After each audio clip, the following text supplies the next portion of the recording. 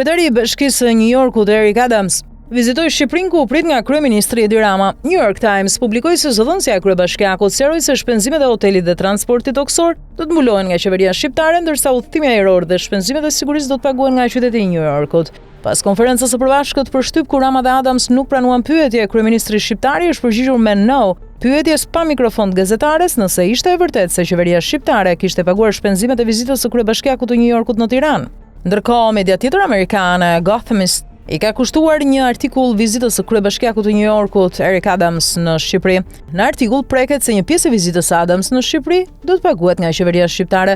Bëhet me dije se qeveria shqiptare do të paguajë koston e qëndrimit të Adams në Shqipëri për 4 ditë, si edhe pjesën e transportit në vend. Një ditë më parë Adams u ul në qytetin e Vlorës me një helikopter të ushtrisë shqiptare, ndërkohë që në këtë media theksohet se kryetarët e bashkive nuk duhet lejohen që të pranojnë dhurata nga qeveritë e huaja. Po ashtu theksohet se Shqipëria ka shumë pak vlerë ekonomike për qytetin e New Yorkut dhe nuk do të bëhet kurrë partner i rëndësishëm. Ndërkohë, nga ana e tij, kryebashkiaku i New Yorkut nuk i kurseu lavdet për kryeministrin shqiptar.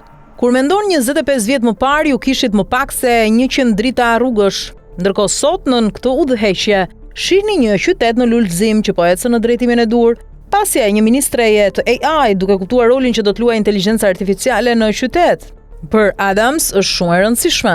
Nga ana e tij, kryeministri Rama i premtoi se do ta prezantojë edhe me diellën. Më në fund erdhi në Shqipëri për ta vizituar, për të parë nga afër një vend për cilin ka dëgjuar shumë. U shpreh fillimisht kreu i qeverisë duke shtuar me humor se do e prezantojë me diellën, ministren e krijuar nga inteligjenca artificiale.